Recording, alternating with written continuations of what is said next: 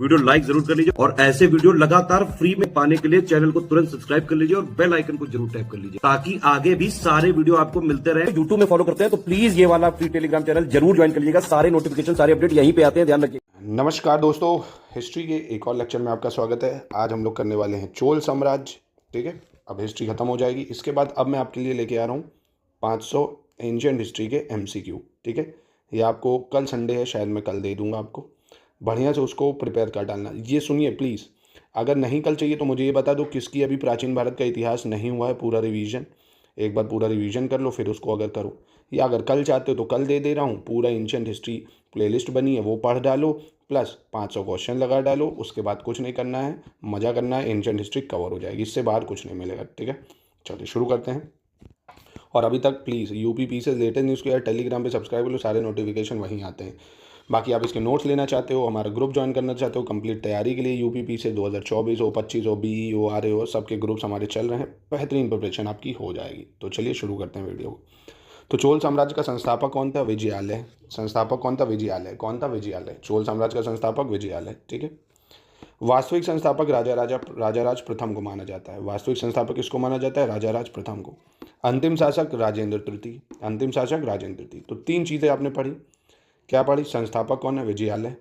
प्रथम शासक राजाराज फर्स्ट और अंतिम शासक राजेंद्र तृतीय। ठीक। राजधानी क्या थी चोल साम्राज्य की? राजधानी जो थी वो तंजौर थी। राजधानी क्या थी? तंजौर। इसके पश्चात राजेंद्र प्रथम ने गंगाईकोंडा चोलापुरम को चोला की राजधानी बनाया। ठीक। पहले राजधानी जो थी चोल साम्राज्य की तंजौर थी। बाद में गंगाईकोंडाई चोलापुरम किसने बनाई? राजेंद्र प्रथम ने। राजेंद्र प्रथम ने। उप राजधानी इनकी कांची थी। आवासीय राजधानी जो थी वो पलियाई राई थी। क्या थी? पलियाई राई। पलियाई राई। उरैयोर, जो उरैयूर था वो चोलों का प्राचीनतम निवास स्थान था। चोलों का प्राचीनतम निवास स्थान क्या था? उरैयोर। प्राचीनतम निवास स्थान उरैयोर।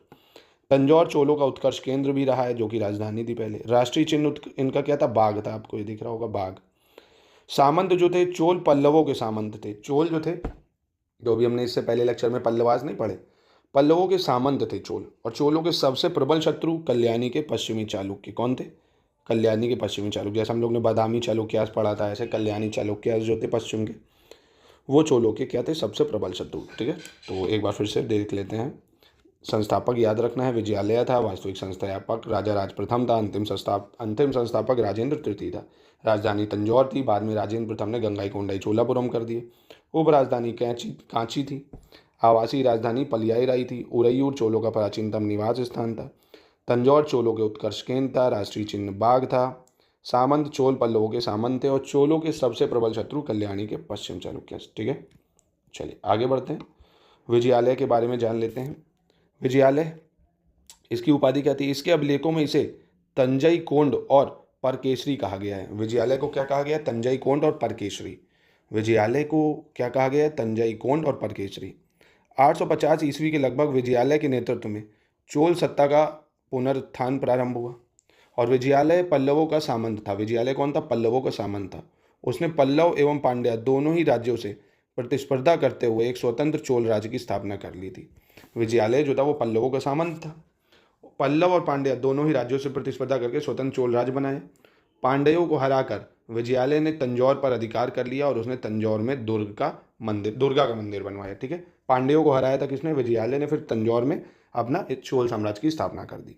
ठीक है, इसके बाद आएगा आदित्य प्रथम। कौन? आदित्य प्रथम। प्रारंभ में यह पल्लव शासक अपराजित वर्मन का सामंत था।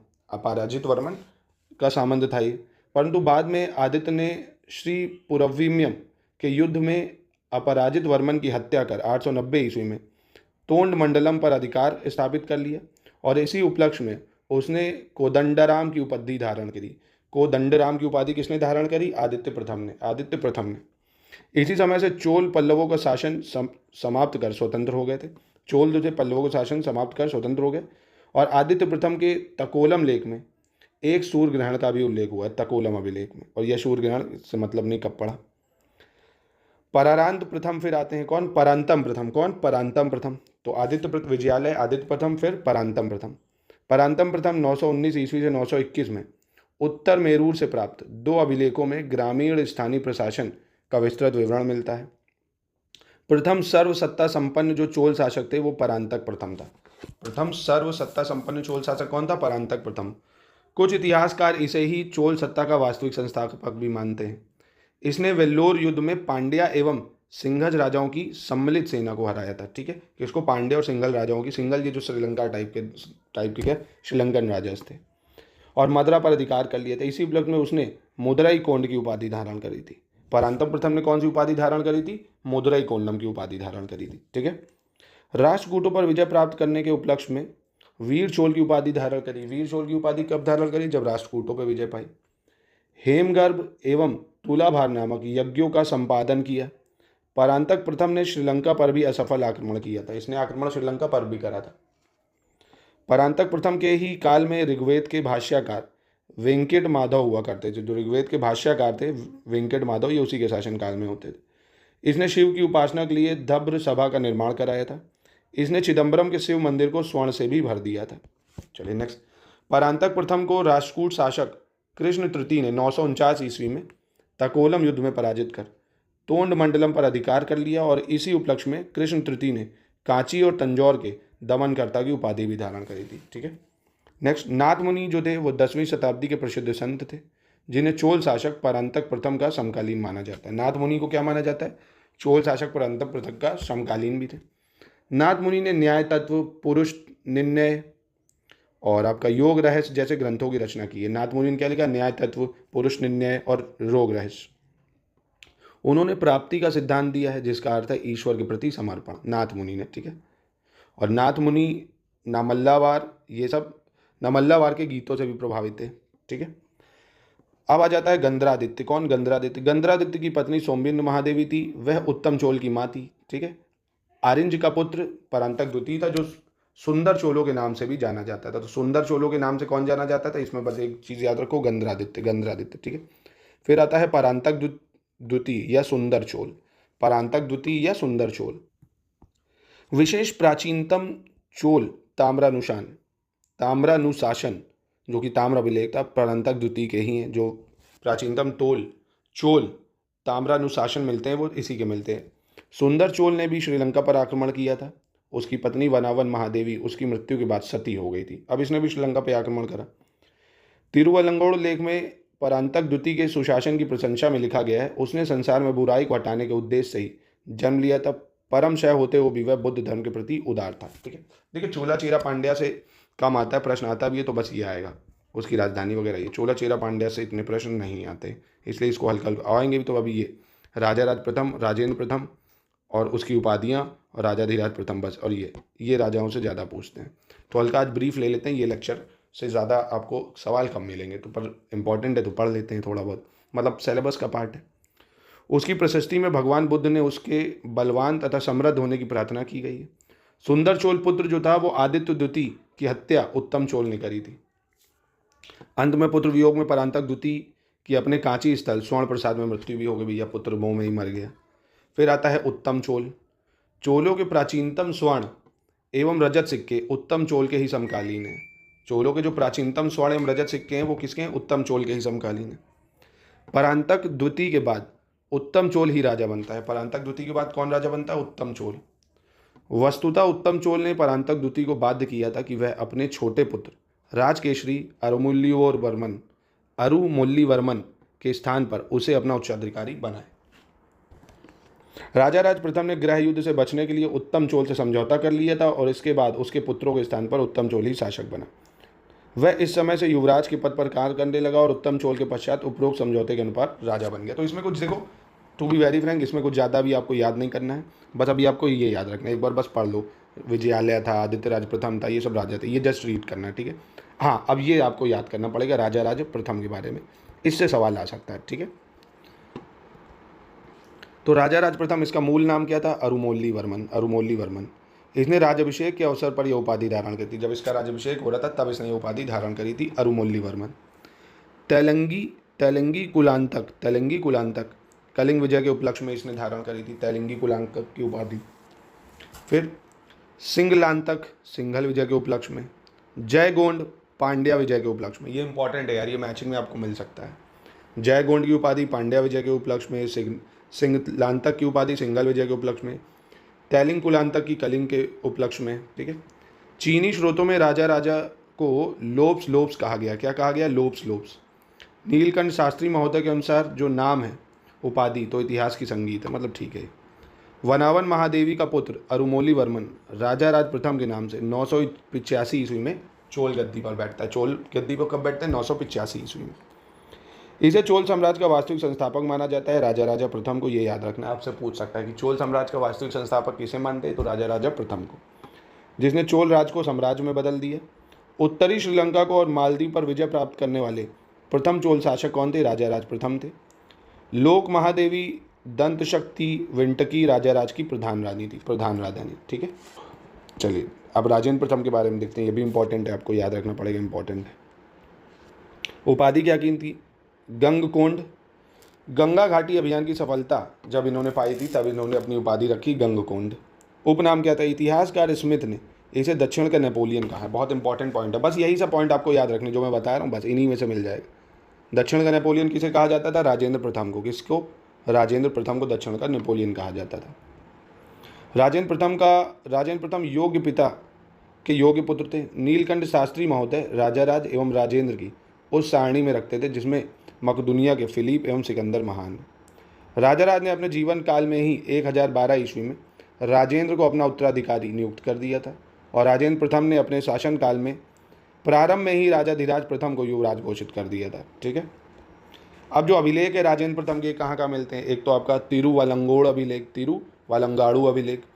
ये राजेंद्र की दक्षिण पूर्व एशिया विजय का उल्लेख इससे मिलता है। राजेंद्र की दक्षिण पूर्व एशिया का उल्लेख मिलता है। करंदे ताम्रपत्र जो अभिलेख है, राजेंद्र की सिंघल विजय का उल्लेख इससे मिलता है, सिंघल विजय का। किलूर अभिलेख तथा सेम्बियन महादेवी अभिलेख भी मिलते हैं। तो कौन कौन से? तिरुवलंगोड़ ये राजेंद्र प्रथम से संबंधित है, करंदे ताम्रपत्र ये भी इससे संबंधित है और किलूर अभिलेख भी इससे संबंधित है। ठीक है, अब राजेंद्र प्रथम की जो कुछ अन्य उपलब्धियां हैं वो देख लेते हैं। राजेंद्र ने सिंचाई के लिए 16 मील लंबा तालाब खुदवाया था। राजेंद्र ने सिंचाई के लिए कितना? 16 मील लंबा तालाब खुदवाया था। चोल गंगा तालाब एवं नहर निर्माण की शुरुआत करने का श्रेय उसी को जाता है। कई प्रकार के सोने, चांदी एवं तांबे की मुद्राएं परिवर्तित की थी। इसी पर उसकी प्रिय उपाधि गंगाई कोंडाई चोला अंकित मिली है। वैदिक साहित्य के अध्ययन के लिए विद्यालय की स्थापना करवाया और पंडित चोल कहलाया। 1033 ईस्वी में राजेंद्र ने ही सर्वप्रथम चीन में एक व्यावसायिक और कूटनीतिक दूध मंडल भी भेजा था। किसने? राजेंद्र प्रथम ने। इंपॉर्टेंट है, ये वाले आपको याद रखने हैं पॉइंट।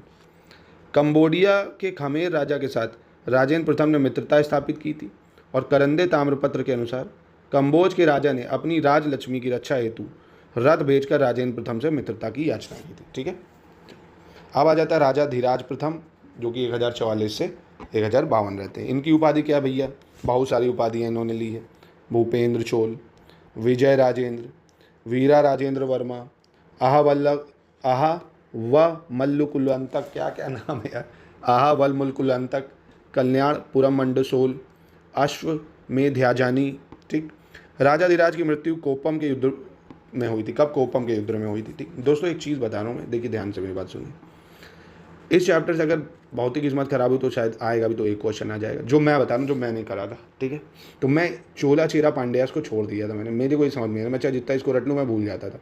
बाकी हाँ, इससे पहले के जो हैं हड़प्पा वो याद हो जाएगा, Vedic period, later Vedic period, Magadh, Gupta, Mauryas, later Mauryas, Kushanas, Chola Chera और वो राष्ट्रकूट हो गया आपके वक्त का, ये सब इतने ही से कर लोगे ना आराम से सवाल हो जाएंगे। 500 MCQ करा दूंगा। ये चोला चेरा पांड्या मैं करा दे रहा हूँ क्योंकि सिलेबस का पार्ट है, आप लोग कई लोग कहीं कराएंगे। इससे सवाल यार एक आएगा और वो लर्न नहीं होते, इतने नाम होते ना आप भूल जाओगे। इनपुट आउटपुट रेशियो कम है, कहने का ये मतलब है। ठीक है, तो आप इसको एक बार बस गो थ्रू कर लो, परेशान होने की ज़रूरत नहीं कि यार ये लर्न कैसे होगा, कोई दिक्कत नहीं। एक क्वेश्चन आएगा 2 नंबर, 1.3 नंबर से कुछ बनता बिगड़ता नहीं, उसकी जगह कुछ और भी हो जाएगा। ठीक है, तो जो राजाधिराज प्रथम था इसने कल्याणी के चालुक्यों को लूटा और वहाँ अपना वीराभिषेक भी कराया। उसने कल्याणी में ही विजय राजेंद्र की उपाधि धारण की। राजाधिराज प्रथम कल्याण से एक द्वारपाल की मूर्ति उठा लाया था। ठीक, श्रीलंका के विरुद्ध भी सफलता प्राप्त हुई थी इसको, श्रीलंका में। किसको? राजाधिराज प्रथम को।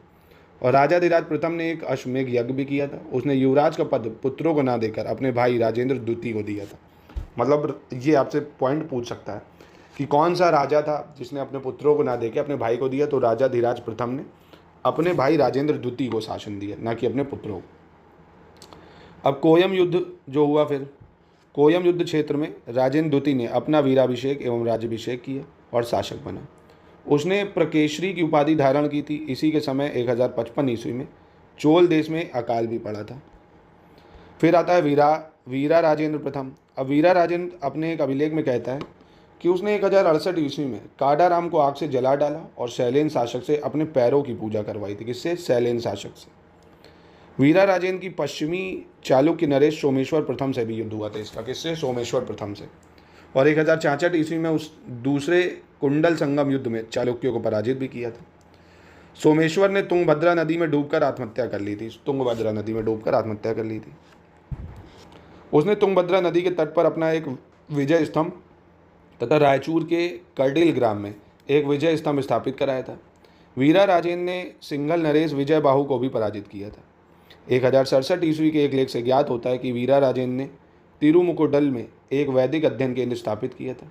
इससे संबंध एक छात्रावास एवं चिकित्सालय भी था। ठीक है। और वीरा राजेंद्र प्रथम ने 40,000 वैदिक ब्राह्मणों को भूमि दान भी दी थी। कितने? 40,000 वैदिक ब्राह्मणों को भूदान दिया था। फिर आ जाते हैं आपके चिदम्बरम के नटराज के मुकुट के लिए एक बहुमूल्य मणि भी भेंट करी थी इन्होंने। चिदम्बरम के मुकुट के लिए बहुमूल्य मणि भी दी। बुद्धिमित्र ने वीर सोलियम नामक रचना में वीरा राजेंद्र को महान तमिल विद्वान बताया। महान तमिल विद्वान। ठीक है। अब आ जाता है आपका कुलोतुंग प्रथम। कौन? कुलोतुंग प्रथम। इसका मूल नाम राजेंद्र था कुलोतुंग प्रथम का। वीरा राजेंद्र के पश्चात उसका पुत्र अधीरा राजेंद्र शासक बनता है। वह विजयालय वंश का अंतिम शासक था। कौन? अधीरा राजेंद्र। अधीराजेंद्र के शासन काल को विद्रोह हुए और चोल चालुक्य वंशज चोल राज के नए संचालक बन गए थे। एक वर्ष बाद अधीराजेंद्र का वध करके कुलोतुंग प्रथम के नाम से चोल शासक बन गया खुद। और कुलोतुंग का शासन जो है 1070 से प्रारंभ होता है। और कुलोतुंग वेंगी के चालुक्य वंश का राजकुमार था। कुलोतुंग किसका था? वेंगी के चालुक्य वंश का राजकुमार था। फिर आ जाता है, आप देखो, अब इसको आपको नहीं, बस हल्का बोल का विक्रम चोल जो कुलोतुंग प्रथम के 4 पुत्रों में से एक था। कुलोतुंग प्रथम के 4 पुत्र में से एक था विक्रम चोल, जो बाद में राजा बनता है।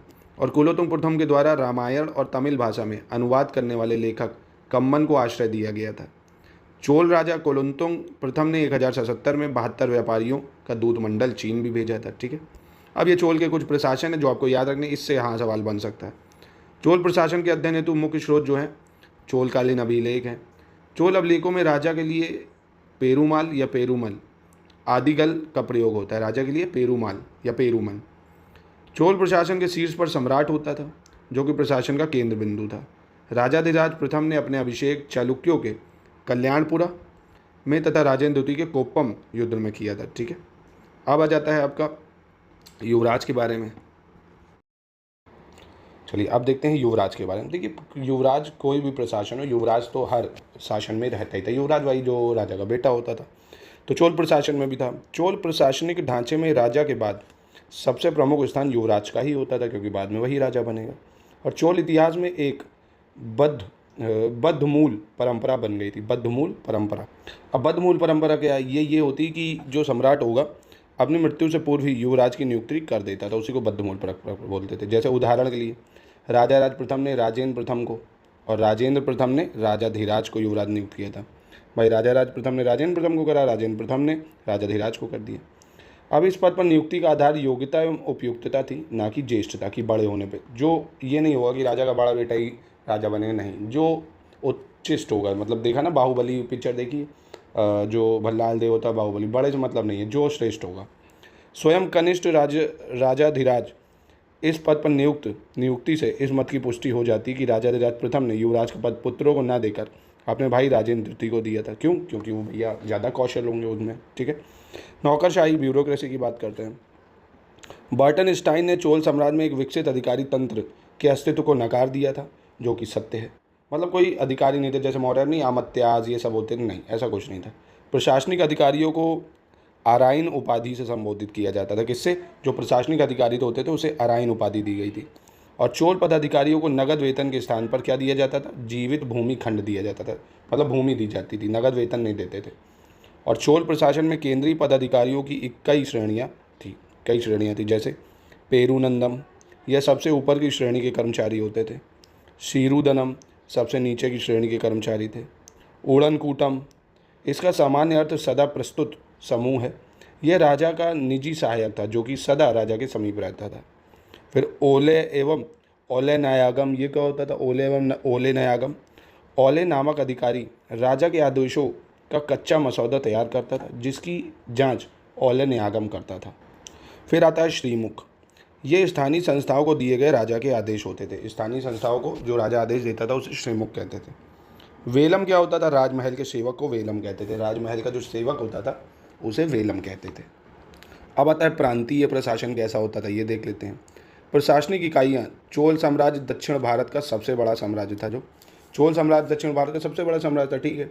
और प्रशासनिक दृष्टि से चोल साम्राज्य 6 या 9 प्रांतों में विभाजित था। कितने? 6 या 9 प्रांत, जैसे आज राज्य होते हैं सही प्रांत था।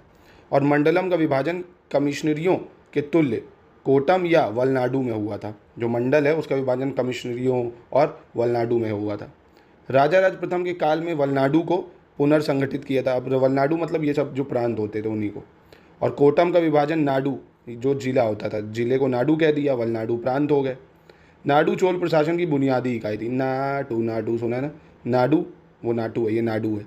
नाडु जिला होता था, वलनाडु प्रांत होता था। स्थानीय प्रशासन की बात करें, ग्राम शासन। चोल शासन की सबसे उल्लेखनीय विशेषता थी ग्राम शासन। सबसे इंपॉर्टेंट जो सवाल आता है यही आता है। यहाँ पे ग्रामों को स्वायत्तता दी गई थी चोला चेरा पांड्याज में, ठीक है। चोल अभिलेखों में 3 प्रकार के ग्राम मिलते हैं। एक उर मिलता है, सभा मिलती है और नगरम मिलता है। उर, सभा, नगरम। नगरम यह व्यापारिक नगरों तक ही सीमित थी। नगरम क्या था? व्यापारिक नगर तक सीमित था। इनका संगठन विविध कार्यों के लिए किया जाता था, जैसे वलिंजियर, अंजुवंडम एवं मणिग्रामम। वलिंजियर, अंजुवर्मम और मणिग्रामम। इन वंडज व्यापारियों की बस्ती वीरपत्तन कहलाती थी। क्या कहलाती थी? वीरपत्तन। चोलों के प्रशासनिक मॉडल में ग्राम प्रशासन को सर्वाधिक स्वायत्तता प्राप्त थी। ग्राम प्रशासन को चोल काल स्थानीय शासन का स्वर्ण काल था। चोल जो था स्थानीय शासन का स्वर्ण काल था, ये आपको याद रखना है, पूछता है। स्थानीय शासन का स्वर्ण काल किसको कहते हैं? चोलों को कहते हैं। इतिहासकारों ने ग्राम को लघु गणतंत्र की संज्ञा दी थी। और ग्राम में मुख्यतः 2 प्रकार की संस्थाएं चलती थी। कौन कौन सी? एक उर होती थी, यह सामान्य लोगों की संस्था होती थी। उर में सामान्य लोग होते थे। और आलूगढ़म उर की कार्य समिति थी। आलूगढ़म क्या थी? उर की कार्य समिति। सभा या महासभा, ये अग्रहार ग्रामों में होती थी। अग्रहार ग्राम मतलब जो ब्राह्मणों का ग्राम होता था उसको अग्रहार कहते थे।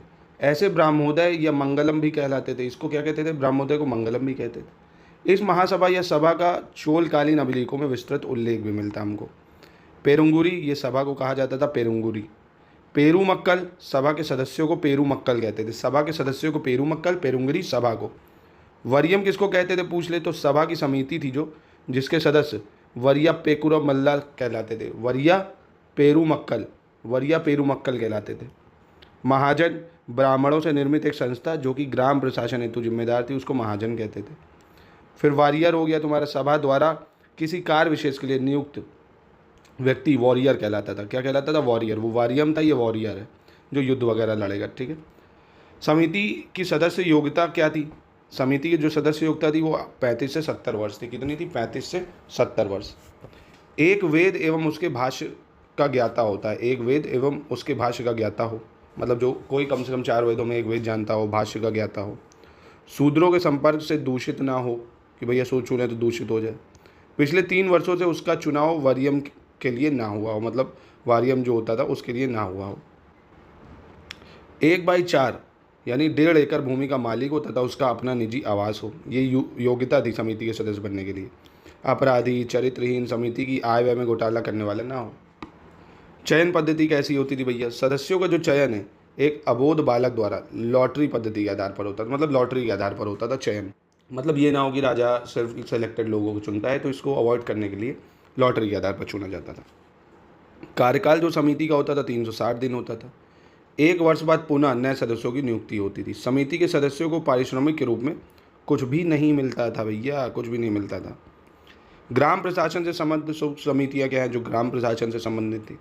एक उदासीन वरियम होता था। उदासीन वरियम यह विदेशियों या सन्यासियों की देखरेख करने वाली संस्था थी। विदेशियों या सन्यासियों की देखरेख करेगी। एक था तोटा वरियम, यह उद्यान समिति थी। इस समिति की सदस्य संख्या 12 थी। तोटा वरियम उद्यान समिति थी, इसकी संख्या कितनी थी? 12। पोन वरियम यह स्वर्ण समिति थी। पोन वरियम स्वर्ण समिति। एरी वरियम यह तालाब समिति थी। कैसी थी? तालाब समिति। यह एरी आयम नामक कर वसूली थी, मतलब कर वसूलती थी। इस समिति की सदस्य संख्या कितनी थी? 6। एरिवरियम जो टैक्स लेते थे, इसमें 6 लोग थे। संवत्सर वरियम, यह वार्षिक समिति थी जिसके सदस्य 12 होते थे और इसका कार्य जो था क्या था कि समितियों के कार्यों का संवीक्षण करना, ठीक है, जो भी समिति कार्य उनका संवीक्षण करती थी। सभा को ग्रामवासियों पर कर लगाने, वसूलने, उनको केंद्रीय राजकोष में जमा करने, वेगार लेने का अधिकार था। वेगार समझते हो ना, जो बिना पैसे काम कराया जाता है। सभा बैंक का भी कार्य करती थी। उसे सभा की परिधि में रहने वालों पर न्यायिक अधिकार भी प्राप्त था। इसकी न्याय समिति न्यायोत्तर कहलाती थी। मध्यस्थ क्या कहलाते थे? मध्यस्थ कौन थे? केंद्र द्वारा ग्रामों में नियुक्त वेतन भोगी कर्मचारी को मध्यस्थ कहते, जो वेतन भोगी होते थे। इन्हीं के माध्यम से ग्रामों में केंद्रीय निर्णय कार्यान्वित किए जाते थे। आयगार क्या होते थे? केंद्र द्वारा ग्रामों नियुक्त वेतन भोगी कर्मचारी थे जो कि ग्राम की आय व्यय का निरीक्षण करते थे। ठीक है, अब प्रमुख कर, तौल एवं माप कुछ चीज़ें देखते हैं, बस खत्म हो जाएगा। फिर प्रमुख कर कैसे होते थे? चोल में 400 से ज़्यादा सूचक शब्द मिलते हैं करों के लिए, मतलब 400 टाइप के टैक्स कहते हैं मिलते हैं। इसमें सर्वाधिक उल्लेखित कर जो है वो वेट्टी है या नेटाल है, जिसको बेगार कहते थे, एवं कदमाई जो भू राजस्व था। तो भू राजस्व को क्या कहते थे? कदमाई कहते थे, बेगार को नेटाल कहते थे और वेट्टी। कदमाई जो था वो लगान टैक्स होता था, कड़मै शुल्क होता था।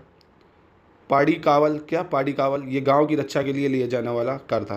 पाड़ी कावल क्या था? गांव की रक्षा के लिए लिया जाने वाला कर। मनाइरे क्या होता था? भवन कर या हाउस टैक्स होता था मनाइरे। अन्य करों में कड़मै जो कि सुपारी बगानों से प्राप्त होता था, पेविर, तटमेली, तटोपाटम, मगमै, मरमजड़ी, आजीविका काशू, ये सब टाइप के टैक्स थे। अब तौल एवं माप आ जाता है। सुवर्ण तौल की इकाई, जो तौल की इकाई थी वो क्या थी? विडेल विडेगु, विडेल विडेगु, तथा भार की इकाई कलंजू थी। भार की इकाई कलंजू और तौल की इकाई विडे विलेगु। भूमि माप की इकाई नीलम या वेली या माँ थी। भूमि माप की इकाई क्या थी? नीलम, वेली या माँ।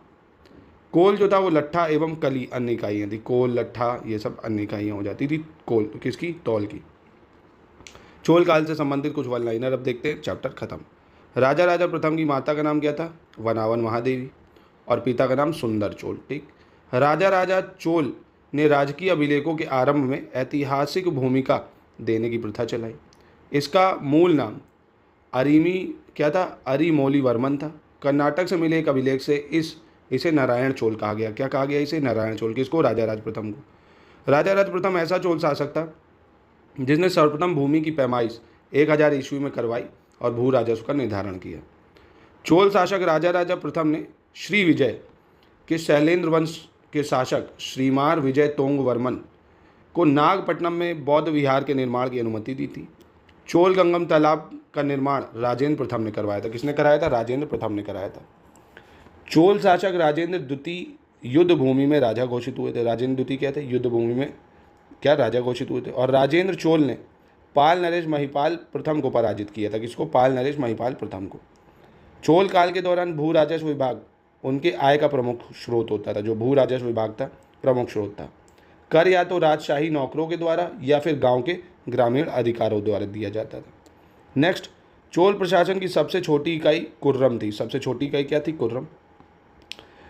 तंजावुर का बृहदेश्वर मंदिर चोल शासक राजा राज प्रथम ने 1010 ईस्वी में बनवाया था। कब? 1010 ईस्वी में। चोल काल में वेट्टी सार्वजनिक कार्य के लिए बेगार व्यवस्था थी। जो वेट्टी क्या थी? बेगार व्यवस्था थी।